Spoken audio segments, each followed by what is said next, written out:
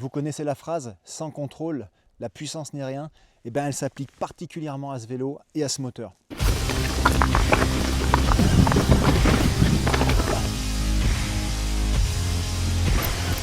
Putain!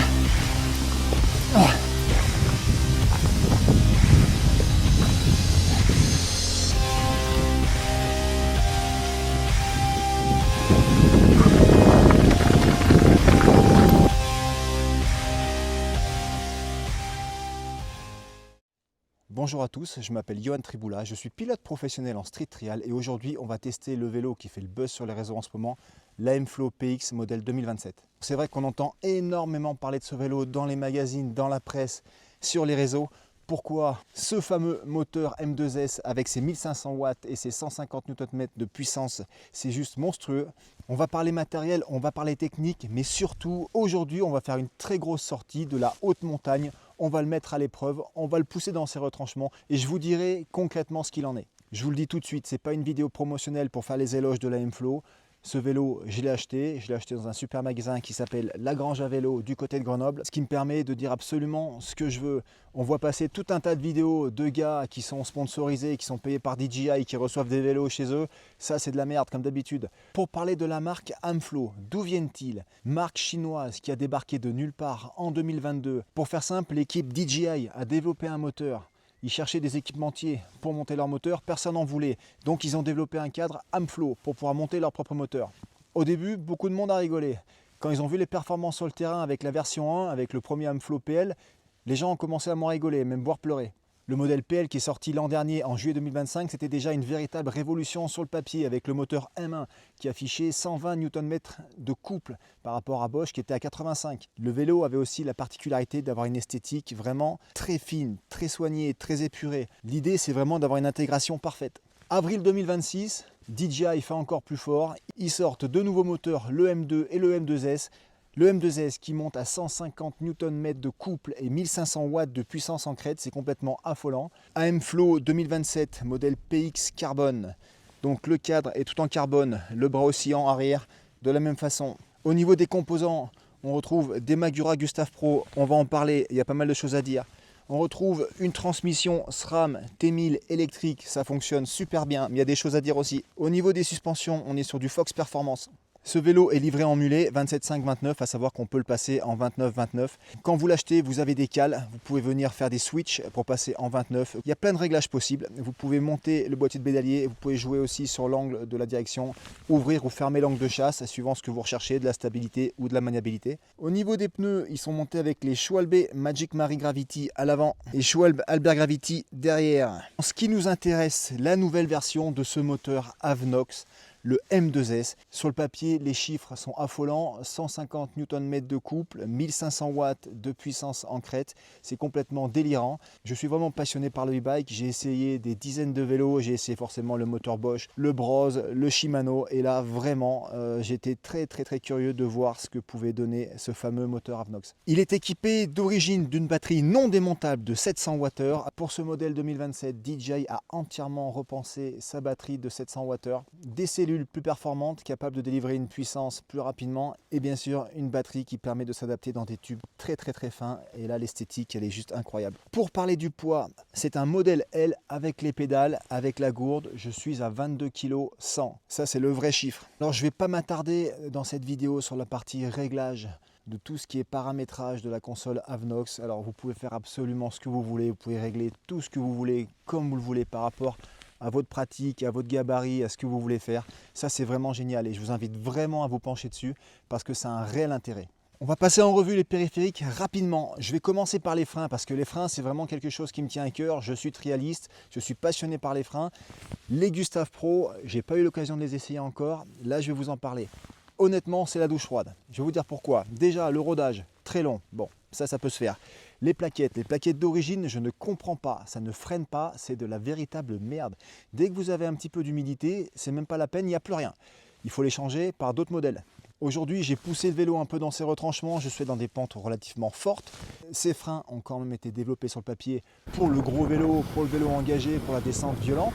J'ai vraiment une variation de la garde permanente, je ne comprends pas. Alors, je vais essayer de les repurger, mais c'est quand même pas normal que j'ai à les repurger sur un vélo neuf. Au niveau des réglages, vous avez juste une petite molette devant. Et honnêtement, mais Magura, qu'est-ce que vous foutez? La molette de réglage avec les doigts, je n'arrive pas à la tourner. Je crois qu'il faut une pince ou je sais pas, il faut s'énerver un peu avec.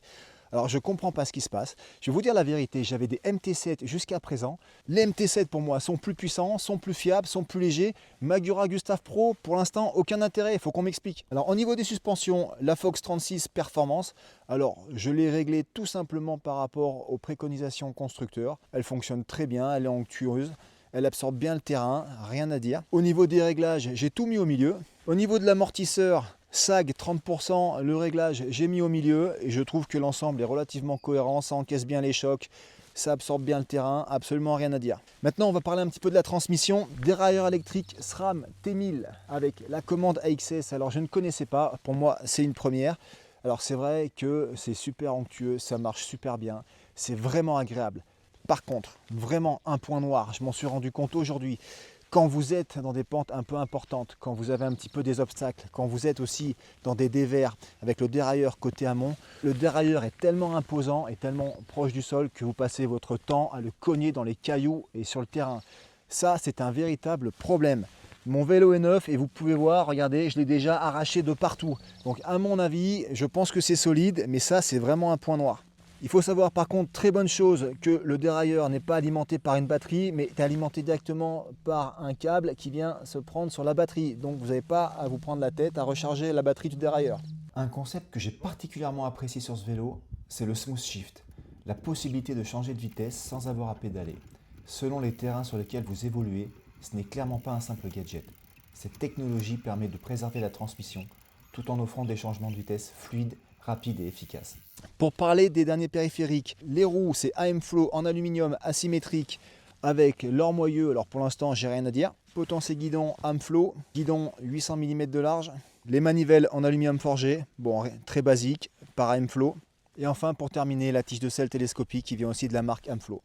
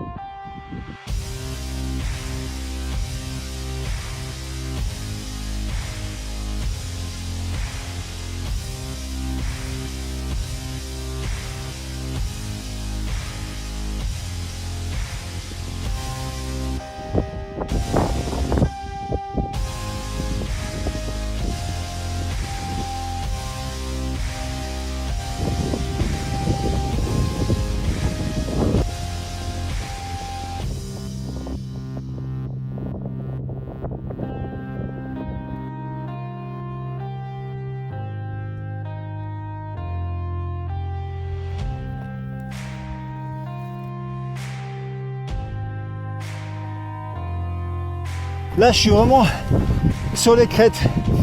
Et là, vraiment, faut pas jouer au con avec le mode.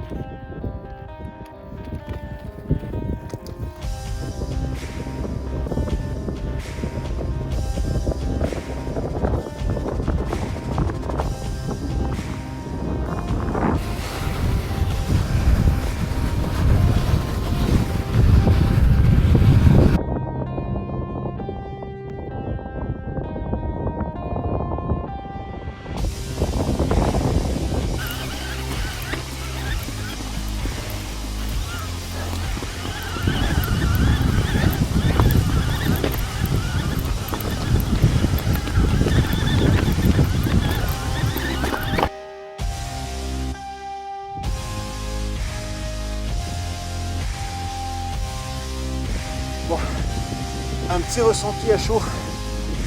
Bon, là je suis vraiment en haute montagne. La pente est vraiment importante. Il y a des lauses, des caillasses. Ce vélo, alors, il faut savoir que la puissance c'est exceptionnel. Il n'y a rien à dire.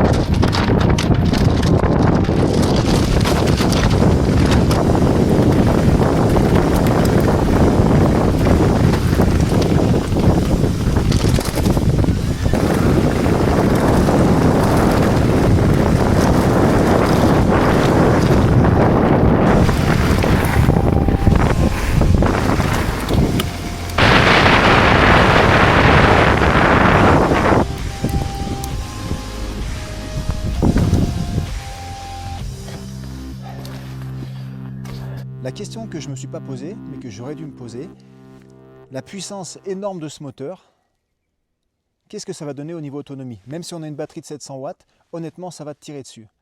Et ça, c'est une vraie question. Et on va y répondre ensemble. Je m'estime être un pilote expérimenté. J'aime le ride engagé. Honnêtement, je me suis fait peur à plusieurs reprises aujourd'hui avec ce vélo. Je vous invite vraiment à vous pencher sur la configuration des modes et à les ajuster en fonction du terrain et à l'endroit où vous êtes.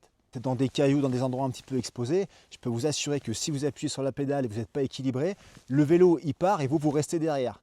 C'est ultra violent. Alors la puissance c'est super, mais il faut vraiment la canaliser et s'en servir correctement. Qu'est-ce qu'il en est au niveau du pilotage? C'est nerveux, c'est maniable. C'est relativement rigide. La version mulet, alors ça a des avantages. C'est plus joueur, c'est plus ludique, c'est un peu plus maniable. Suivant le terrain où vous êtes, le vélo a tendance à cabrer relativement facilement. Par rapport à mon ancien vélo en 29 pouces, je peux vous assurer que j'ai la tête collée à la potence afin de pouvoir garder de l'adhérence. Ce fameux moteur M2S, qu'est-ce qu'il en est? Eh ben, honnêtement, c'est juste incroyable, c'est un autre monde, hein. On parle plus de la même chose. Quand vous êtes dans des sentiers forestiers relativement roulants, le vélo va à une cadence incroyable. Plus vous appuyez et plus il envoie. Et c'est vrai que les modes d'origine sont particulièrement bien réglés, surtout le mode automatique. Si vous appuyez, le vélo il avance. Si vous levez un peu le pied, tac, ben, il s'adapte parfaitement. D'ailleurs, j'ai fait une sortie avec mon père qui lui a un moteur Bosch en 85 Newton. J'ai réglé mes paramétrages et ça me permet vraiment de pouvoir rouler avec lui et rester cohérent. Un point extrêmement agréable, c'est le moteur M2S, vous ne l'entendez pas. Ils ont fait aussi énormément de progrès concernant l'évacuation de la chaleur. C'est vrai qu'avec le moteur Bosch, très souvent, pour moi, il se mettait en sécurité. Là, j'ai jamais eu de mode sécurité. Pourtant, croyez-moi, vu où je suis passé, vu ce que j'ai fait avec, vu comment j'ai tiré dessus, il aurait pu. Mais honnêtement, il n'a jamais surchauffé. Ce vélo est capable de monter à des endroits incroyables, spectaculaires, capable de franchir des rochers. Mais si vous n'avez pas le contrôle, c'est dangereux. Pour conclure, ce vélo est vraiment à part. Il a quelque chose de nouveau sur le marché. Et honnêtement, aujourd'hui, je ne lui vois pas de véritable équivalent. Le moteur Avnox M2S représente une nouvelle génération d'assistance électrique. DJI a poussé très loin la personnalisation, avec une quantité impressionnante de réglages qui permettent vraiment d'obtenir un vélo adapté à son pilote, selon sa corpulence, son niveau, son terrain de jeu ou encore son style de pratique. On peut littéralement façonner le comportement du vélo à sa convenance. Mais attention, cette puissance demande aussi de la maîtrise. Mal utilisé, ce moteur peut devenir piégeux, voire dangereux dans certaines situations, surtout sur des terrains exposés aux techniques. Je vous invite vraiment à rester prudent parce que les performances offertes donnent vite envie d'en faire toujours plus. C'est là que ce vélo est bluffant, c'est un véritable jouet. Je me suis éclaté dessus comme un gamin. Il m'a permis d'accéder à des endroits où je n'aurais probablement jamais pu passer avec un autre moteur. La sensation de facilité est impressionnante, sans pour autant enlever le plaisir du pilotage. La géométrie est clairement orientée enduro, avec un côté très ludique et joueur. Le vélo reste léger, maniable et dynamique, ce qui le rend extrêmement agréable à piloter, aussi bien dans le technique que dans les portions rapides. Autre point important, l'autonomie. À mon sens, ce vélo aurait dû être proposé directement avec une batterie de 800 Wh. Alors oui, la nouvelle génération de cellules associée au réglage moteur très poussé de DJI permet d'optimiser la consommation sur le papier. Mais il ne faut pas oublier pourquoi on achète ce type de vélo. Pour se faire plaisir. Et dès qu'on commence à rouler de manière engagée, même sans utiliser les modes les plus puissants, la batterie descend vite, très vite. Personnellement, je n'ai pas acheté ce vélo pour rester en mode éco en permanence. Du coup, mon conseil à tous ceux qui envisagent de grosses sorties, c'est d'anticiper directement l'achat de l'extendeur de batterie. Il permet de passer de 700 à 1300 watts. Et selon moi, il devient presque indispensable pour exploiter pleinement le potentiel de ce vélo. Malgré ses quelques défauts, ce vélo reste vraiment incroyable. C'est pour moi le e-bike le plus impressionnant que j'ai eu l'occasion d'essayer. Et j'en ai essayé beaucoup. Il vous fera découvrir de nouvelles sensations et de nouveaux horizons. Je vous remercie pour votre écoute et je vous dis à très bientôt pour la suite.